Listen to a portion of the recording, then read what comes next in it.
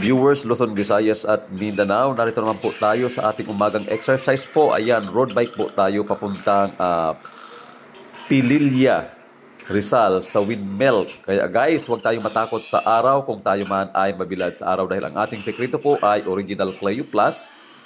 Beauty soap po siya. Ayan, face and body bar soap for lighter, younger, and clearer skin. Napakaganda po ng ating mga produkto. World class export quality.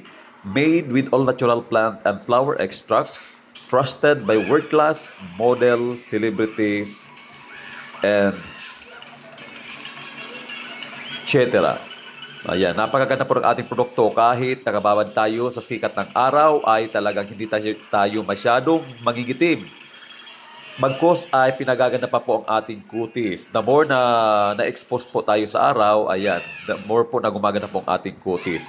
Rich beauty product. World class export quality po siya, napakaganda. Kaya guys, dahil na po tayo papuntang Pililla. Pasig to Pililla. Napakagandang road trip po, ayan, sa ating si Idol. So usually dito na tayo sa Pililla. Pinuto lang natin ang ating video dahil video mahaba.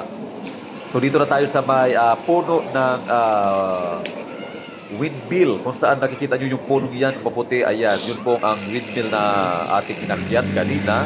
So malis tayo ng Pasig po around 3 AM. So dumating tayo dito ng 5. Ayan, kaso tumigil-tigil din po tayo, kumain, tapos puminto, uminom ng tubig. Kaya dapat kaya natin akyatin ito ng 1.5 hours. Dahil sa madalas tayo tumigil, dahil nga sa nauuhaw tayo, gusto natin uminom ng tubig at kumain. Kaya minsan napapatigil tayo ng mga few hours, few minutes sa ating mga hinihintuan. So, yan, si Idol, ating kabayan, buddy. Una-una uli siya. So dahil magpipictorial po tayo dyan sa entrance. Pumasok na tayo, kaso na ngayon lang tayo na paisip na magpictorial muna tayo dyan sa kanilang tarpaulin niya, sa kanilang karatula, sa kanyang welcome dito sa entrance po yan bago ka umakyat sa puno ng sa rest house ng windmill.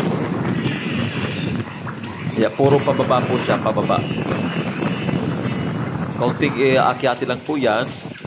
And then kakaliwa po tayo dyan after nating mag-pictorial dito sa entrance nila. So akala ko hindi na siya papasok, kaya nauna tayo, bumalik tayo dyan dahil sama natin siya mag-pictorial at tayo na rin mag-pictorial na po tayo dyan. Saan?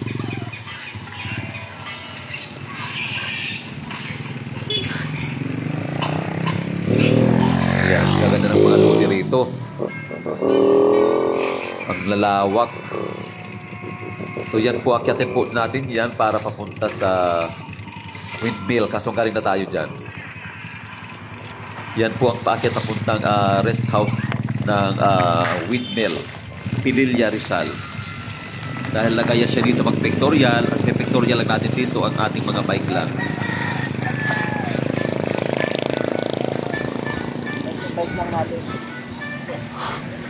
So ayan, biyahe naman tayo. Ayan, papunta na tayo sa Halahala.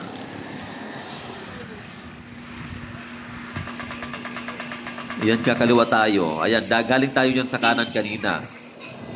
So kakaliwa tayo papuntang Halahala. Nauna ang ating body. Ang ating kabady na una na. So dahan-dahan muna tayo sa takbo rito dahil medyo umaambon po rito. Malakas ang ulan. Kaya sinisipon tayo. Ayan, medyo dahan-dahan muna tayo sa ating pag-akyat. Dahil umaambon, basang-basa tayo, kaya hindi tayo napapagod. Nanginginig lang tayo dahil sa sobrang hangin dito. Kaya medyo dahan-dahan lang ang ating akyat dito. Dahil medyo nahirapan tayong pumadyak, madulas. At umaambon nga, kaya hindi natin kayang bumilis. Dahil nakakahingal. Ang gandang subdivision dito.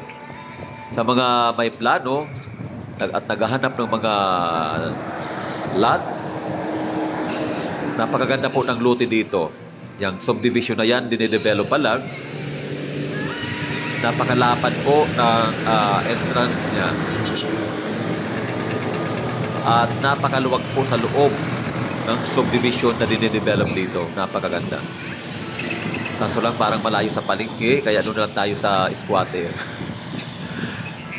Ayan, sa mga hindi pa nakakarating dito ng mga bikers po, ayan, itry nyo akyatin ang windmill dito sa Rizal. Dito sa Pililla, Rizal, napakaganda at napaka-presko ng hangin dito.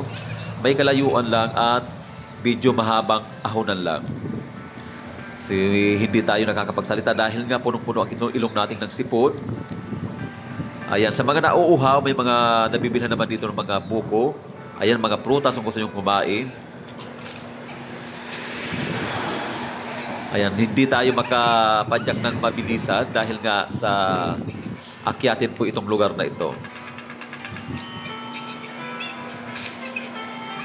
Actually, nakadalawang balik na tayo rito.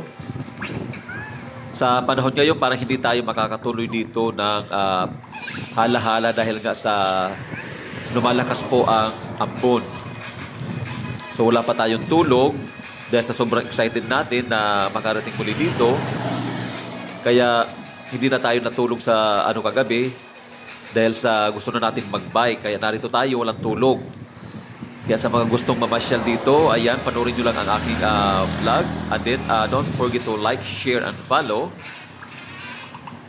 Ayan, mag-comment lang kayo dito kung bakit hindi tayo masyado nagigitim sa ating mga road trip. Dahil ang ating sekreto rito ay napakaganda at quality po na produkto, ang original Cleo Plus Face and Body Bar Soap for lighter, younger, and clearer skin. Napakagandang produkto po at napakabisa. Ayan, formulation po ito ng German chemist doctor, kaya napakaganda. Hindi po ito tinitipid sa mga raw materials. Derived from plant extract po. Kaya napaganda at napakabilis manumbalik ng ating kulay kung tayo ay babad sa araw at sa dagat. Kaya tangkilikin po natin ang original Cleo Plus Rich Beauty product po. Face and Body Bar Soap for lighter, younger, and clearer skin. So kaya hindi tayo masyado umiitim dahil nga sa alaga tayo ng original Cleo Plus Beauty Soap ng Rich Beauty product po. Medyo mahinhin ang ating padyak dito. Actually, hindi ako yung nakikita nyo dyan. Nasa hulihan ng ako po ang kumukuha ng video. Yan po ang ating kasama lagi araw-araw. Every time po nang nagbabike tayo, yan po ang ating kasama. Dahil yan ang ating tour guide. Every time na mag-road trip tayo, malapit o malayo, siya lagi ang ating kasama. Kaya sa mga gustong sumama sa mga long drive, long trip, ayan, mag-message lang po kayo sa comment section. Ayan, join now our growing community po dito po sa Cleo Plus Rich Beauty product po. Sa mga gustong mag-business, exclusive distributor, mag-franchise, ayan, mag-message lang po kayo sa comment section. We are also looking for a distributor, local and international.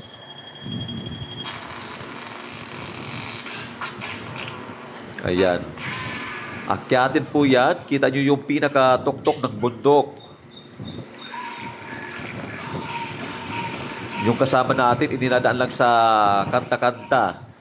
Lahat ng mga kinakanta niya halos may rain. Kaya binuhos ng Panginoon ang ulan habang kami ay nagbabike papuntang tuktok ng Rizal. Ayan, mga through the rain. Ayan, nilalaki na kanta niya kanina, kaya biglang bumuhos yung ulan. It's raining Maine. Kaya tuloy, basang-basa kami sa ulan. Dito medyo mahinang ulan na ngayon dito. Pero kanina malakas, kaya medyo sinipon tayo. Sumakit ang ating mga katawan dahil galing sa pawis, inulanan. Kaya sinipon din tayo. Medyo mahinhin pa ang ating padyak dito dahil nga sa ang hirap dahil puro paahon po ang ating dinadaanan ngayon. So doon tayo magre-relax pag once na dumating naman tayo sa palusong. Yan, puro bilihan po yan ng mga prutas, ayan, mga laman lupa. Yung mga tindahan na po yan ng mga hindi pa nagbubukas dahil umaga pa lang dito, alas 6 ng umaga. Kaya yung mga bilihan ng mga prutas dito, medyo tulog pa, sarado pa sila. So mga hapon yan, mga bukas na sila yan. Kaya hindi tayo makakainom ng sariwang sabaw ng buko dahil nga na mga sarado pa sila dito. Wala silang buko, puro sila gulay. Ayan, kaya tayo dahan-dahan mag-padyak maliban sa paahon dahil tumitingin tayo ng mabibilhan ng buko. Ayan, mayroong truck na tumiri kaya tabi-tabi tayo. Hindi niya kinaya ang pakyat. Hinihingal din siya. Hindi lang pala tao ang hinihingal dito, hinihingal din pati mga truck. Kaya tumitirik din. Tayo naman pag tumirik, hindi gulong, hindi makina. Ang tumitirik sa atin, mata. Lalong-lalo na pag iba ng... Ayan, dinadalang natin sa tawa ang ating pag-akyat dito sa Pililla, Rizal. Dahil sa sobrang taas at sobrang layo po ng ating road trip ngayon. Kaya yung ating katawan dito ay talagang gumigiwang-giwang na dahil sa pagod. Ayan, namamanhid, nangangawit pa ang ating mga talampakan, ang ating mga paa, mga legs, mga balakang. Kaya minsan masari din tayo sa paakyat. Huwag yung puro pababa. Kaya yung legs natin naninigas na. Hindi lang pala ang rebird ang naninigas dito, pati legs. Ayan, naninigas din.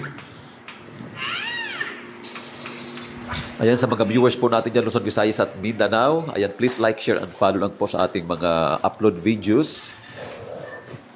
Para at least, naipasyal ko kayo through, ano lang po, panunood ng videos.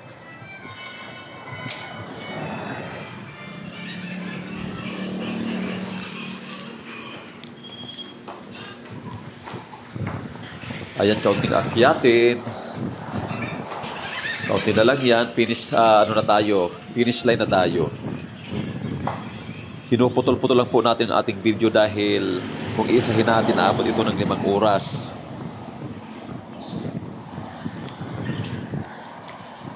Woo!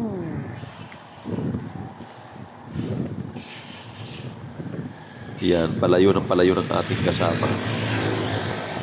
Ang maganda sa kanyang bike ay medyo isang padyak lang, palayo ang takbo agad. Ang ating bike naman yan ginagamit ay mountain bike. Kaya medyo makunat, umakyat, lalo na sa espalto. Parang nagmamagnet siya.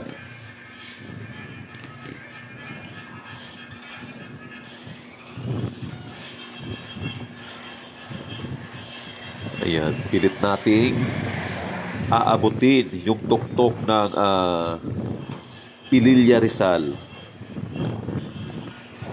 Pagdating dyan sa kaduluduluhan, ayan, makakapag-relax tayo dahil lahat naman yan ay palusong. Medyo nasa 100, almost na, yan. Ang ating kasama ay talagang napaihi siya. Ayan, dahil nag-gasolina siya, tuloy-tuloy tayo dahil mauungusan naman tayo dyan mamaya. Ang ating takbo ngayon, ayan, nasa ano tayo ngayon, nasa aabot ng 200 kilometers po ang ating road bike ngayon. Pero sa araw na ito, sa ating pagbabike ngayon, hindi pa naman tayo napapagod dahil inulan tayo kanina. Kaya napawi ang ating pagod, nawala, natanggal ng lamig, o napalitan ng lamig.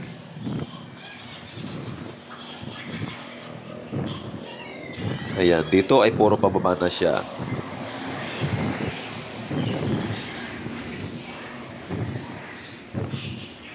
Alam naman natin pagpababa dahil iba yung kalsada. Ayan, kurbada. Pataas, pababa na siya.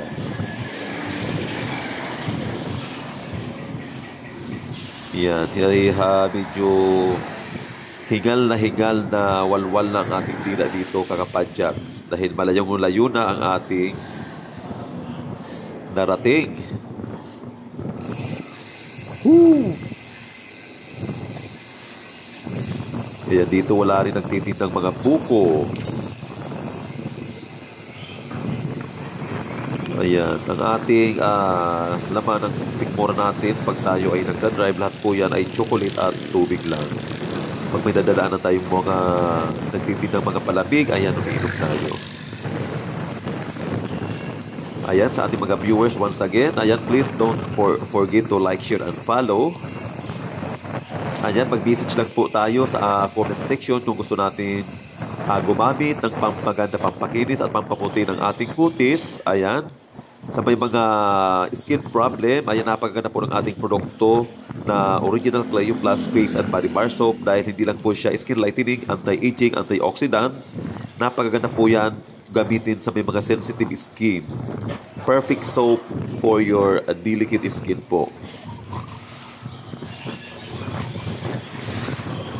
Ayan, minsan pag nagdadrive tayo dito, syempre tumitingin din tayo ng kung saan matatagpuan ang mga vulcanizing shop. Dahil pag once na masiraan tayo, ayan, kabisado natin kung saan tayo tatakbo. Kaya pinapamiliarize natin ang lugar na ito kung saan lagi merong vulcanizing shop. Dahil alam naman natin pag mga long trip, long ride po siya, ayan po ang kasama ng ating pagbabike, yung mga vulcanizing shop. Ayun, dinaanan natin yan. Kaya bumalik kami kanina, hindi tayo natuloy dahil sa sobrang ulan.